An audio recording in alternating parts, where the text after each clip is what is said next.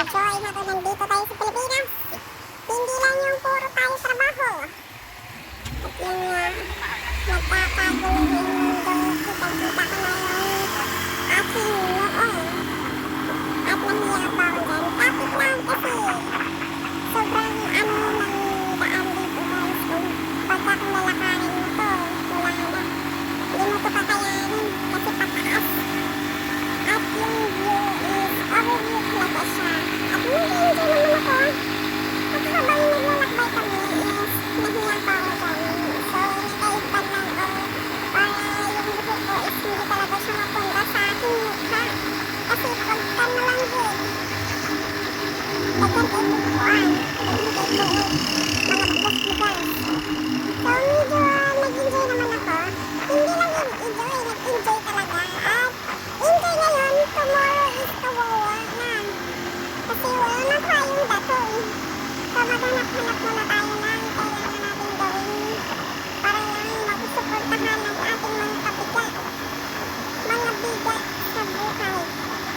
So kung alam niyo kung ano yung bigat, yung pagbubulakbol na wala sa plano, yung mga biglaan desisyon sa buhay, ganito yan.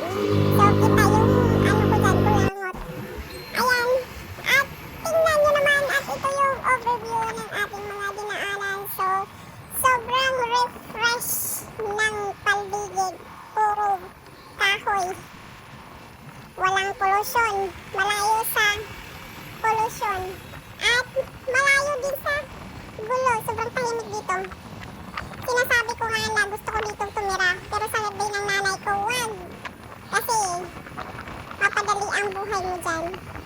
Yan po yung overview guys. Sobrang nakaka-fresh talaga, lalo na pag gusto mong gusto mong magkaroon ng peace of mind. Dito ka lang pumunta. Huwag kang pumunta doon. Dito ka pumunta sa mga ganito. At matagal ko na talaga itong pinapangarap na mabalikan tong lugar na to. Almost 2 years din na hindi ako nakabalik dito. At ngayon is kailangan na nating mag-enjoy. Enjoy sa buhay. At I'm Chiki Stream in the morning. At nagluto sila ng pato. Nagluto sila ng pato. Yan. Grabe yung puyat namin dito. Puyat now. Puyat pa rin tomorrow. At yan na. Nag-usap-usap na ng masinsinan dyan. At nagluto kami ng champurado. Siyempre, dahil umaga na is kailangan nating mag-almusal. At ngayon, ang pagkatapos ng puyatan, puyat dito at puyat doon. Bisa ko Yan, tanong mo si nag-umpisa na Banda. kaming maglakad. So, ang destination natin Do ngayon magic lang no. Camp Mallory. Oh gani nindot kay suba dati oy. Sinasabi nilang Camp Mallory at una pa lang is sabi ko kayang-kaya yan. Napuntahan ko na to eh. Pero tingnan nyo na lang sa susunod na kabanata kung anong nangyayari. Anong nangyari sa buhay. Sa mundo. Ito yung tinatawid namin dati. Tapos dyan kami naliligo sa ilog na yan. Pero ngayon is wala ng tubig. Dati maganda pa yan. Ngayon, tuyo na siya. Hindi ko alam. Unti-unti nang nasisira yung ilog ng Maliri. At yun, nag-umpisa na ang mga kayabangan. Nag-umpisa na rin yung hinahabol ko na yung hininga ko. Pero go lang. Para sa future. Yan. At takbo-takbo pa tayo. Kasi hindi ko sila mahabol. Yung paghahabol ko is para lang ako naghahabol sa aking ex. Charot! Hindi pa naman ako naghabol sa aking ex. Ex-for. Hindi ko alam pero itong video na to is napaka-memorable. Dito ko na-experience ang hindi ko na-experience sa buong buhay ko na umakyat ng bundok. Nakalimutan ko na after 10 years, nakalimutan ko nang umakyat ng bundok. Yung bundok na inakyat ko dati na parang baliwala lang, na parang sisiw lang sa akin, ngayon ito na. Yung hingal ko dyan, di ko na talaga mag-drawing ba? Kung pwede pa lang i-ano ko yung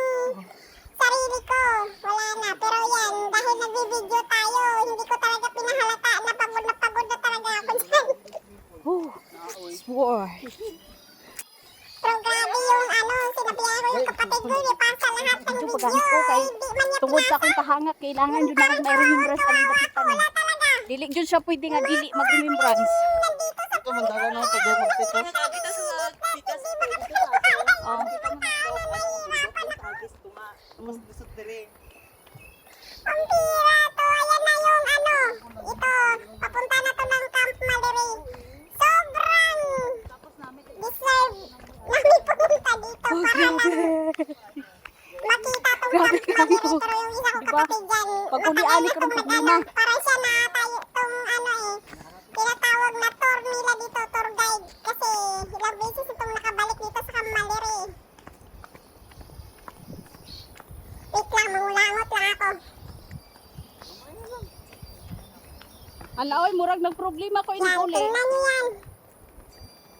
Nagproblema Anong gyud ko ini nangyari uli dito ba. sa video na to? Parang lang to Problema kay ko ini uli. Now, after. Yan, tawa-tawa pa pero ang ending pala. Aba na, nasa susunod na kabanata kung anong nangyari. Ba't ang tagal nito? Parang paulit-ulit na lang tong video na to. Anak tiyo, mas dili ka po. Pero totoo talaga yan. Pinaulit-ulit lang talaga, parang slow-mo ba? At ito na yung entrance. Pinaka-entrance ng Camp Mallory. Ayan na. So, may mga flag pala dito. Iwan ko kung ilang foreigner na nakapunta dito kasi may meron pa ditong Middle East, pero meron din silang US, Brazil, Canada, ano pa yung iba dyan. Pero hindi ko nakita dito ang flag ng Pilipinas. Hindi ko alam ba't hindi nila nilagay itong flag ng Pilipinas dito. Dapat meron din sila. At yan, makikita nyo sa bugara ng entrance yung handang palayan. I-check ko pa to mamaya pag ano yung mangyari dito. Sus. Yan. Ganito talaga yung gusto kong puntahan. Kaso lang sobrang layo eh. Parang kung hindi mo sadya, hindi mo talaga mapuntahan to ba. At pag napuntahan mo to, sasabihin mo talaga, hindi na ako. Ulit pa. Pag walang motor. Pero pag may motor kayo, may mga magko-commute kayo, okay lang yan. Kasi maganda talaga dito. Nakaka-relax. Nakaka-relax at nakaka-relax talaga siya. Pero ito, gwapong video nga lang. Meron sila ditong fish pan. Ayan oh. Makikita nyo sa aking likuran. Fish pan yan. Yung mga goldfish at saka may tilapia. Ito yung tilapia oh. Maliliit yung tilapia dyan. Yan. Ang dami din nilang fish pan dito. At yan naman yung goldfish. Kala ko nga, bibinta din nila yan eh. Ayaw. Hindi, parang gusto kong tikman yung goldfish na inihaw. Ano kayang lasa? Dami oh, parang masikip na sila sa fish pan.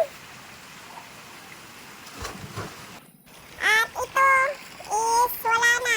Yung tama ko dito is hanggang ano na talaga to. Pang forever na tama. Yung inutusan kang magdala ng balde, yan. Kasi kukunin mo yung tilapia.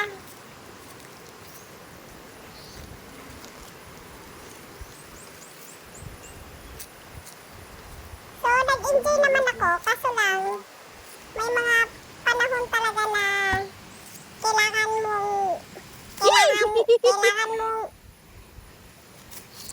kailangan mong matakot So, sa tilapia. Ayan. At dito na lang nagtatapos ang aking video. Sana masaya kayo sa aking voice over. Wala na talaga tong voice over ko. Kaya nag-music na lang ako minsan. Kaso lang nagka-copyright naman. Tapos, ay nako. Sakripisyo ko talaga tong boses ko kahit na hindi siya bagay ipa-voice over. nagwala-wala. Kasi hindi ko talaga alam kung ano yung mga sinasabi ko dito eh. Basta sinusunod ko na lang yung video kung anong mga pangyayari. At sana maintindihan niyo ako. Yun, kasi takot akong hawakan yung tilapia, no? So, pinakain ko naman siya ng stick at saka nilagay ko siya sa balde. Kasi Unya, pila makabukang isa ka baka kilo? matinik ako. Kawawa naman ako. Alima. Yun nga. Yung kapatid ko na lang yung nag-ano dyan. Kasi wala talaga akong kwenta sa buhay. At ang mga sumusunod na mga kabanata is hindi ko na isasama dito kasi napaka-worst nun. Baka maban ako ni YouTube. Sasabihin niya, wala kang hiya. Hindi yan pwede sa akin. Sige, dito mag-inom, uy. Pero Relax ang kayo. ganda dito, in fairness. Yun, naglangoy-langoy na.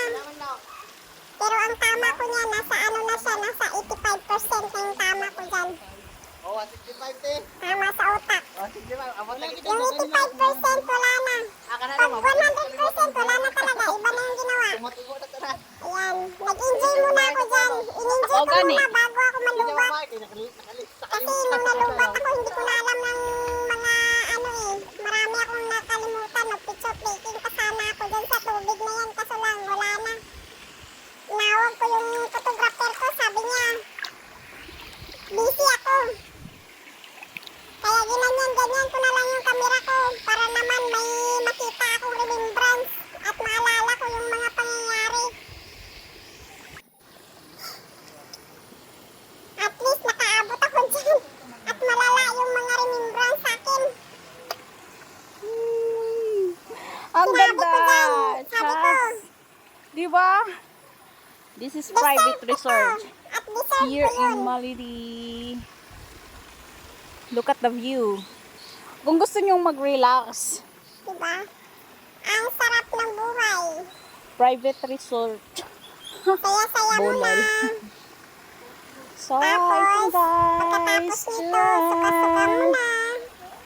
Woo! At least alam nyo, hindi ko na itatago yung pagkalasinggira ko dito. Yung pagkalasinggira ko, dinala ko talaga dito. Pinakita ko talaga sa buong sambayanan, sa buong lugar kung saan ako nakatira. Na ganyan ako. Siyempre, hindi naman tayo plastic. Ano bang ambag nila sa buhay ko? Wala naman. Puro sakit lang ng ulo at problema yung ginagawa nila eh. Kasi hindi ako famous, kaya hindi ako natatakot na maglasing-lasing at mag-ano-ano dyan. Saya. Kasi ako lang naman yung pinagtitismisan nila dyan eh. Na umuwi ng bahay na hindi na strict yung hindi na strict yung lakad. Ganyan lang naman yung buhay. At yung mga dahon-dahon na yan is decoration yan. Yung iba nga eh, bulaklak pa nga yung sinasaboy dyan. Pero sa akin, low budget lang, dahon lang muna. Pati sa pagkain, low budget din kami. Wala kami plato, plastic na lang eh. At yun na, nagre-rewind na. Rewind pa more!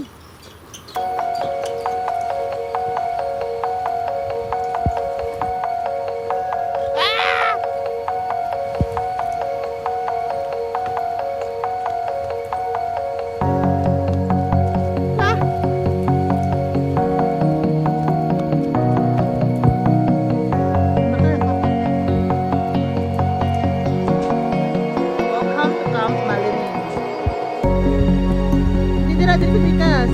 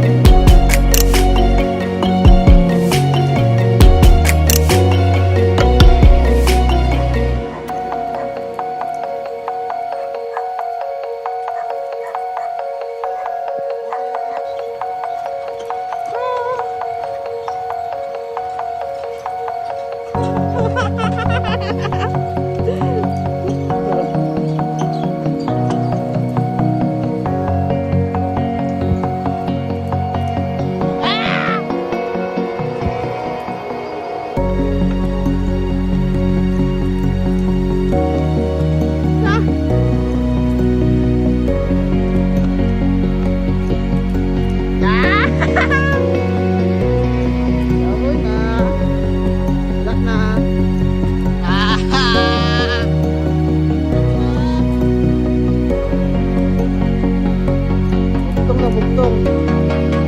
Dong.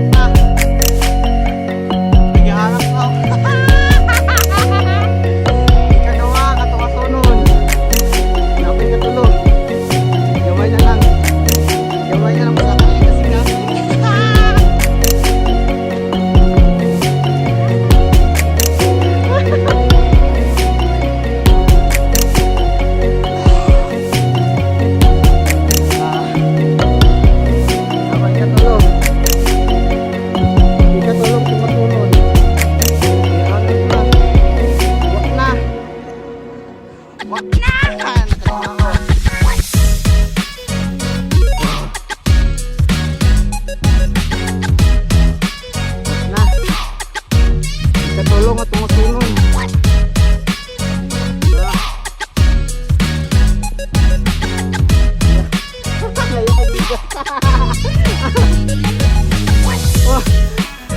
Ya pero gamay na naman daw.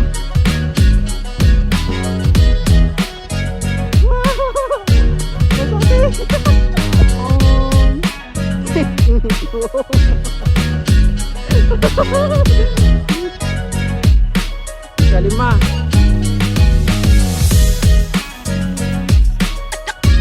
Yan na. Bisita na mo. Hangat na. Ah.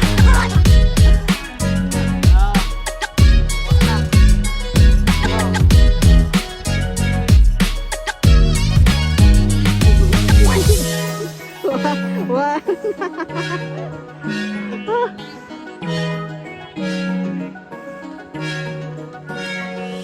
Ako po.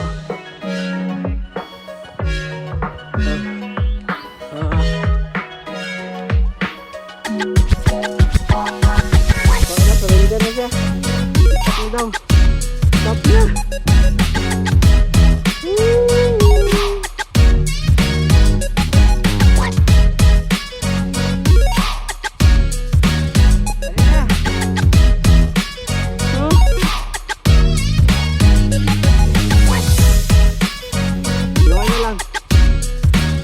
Gamay na para malipo. Anong bisita? Patos ba siya? Nagkapatos ba siya? Ingon niya, kaya daw niya. Pero di makatungosunan, wala na. Surrender na siya. Surrender na siya. Ang amo tour guide.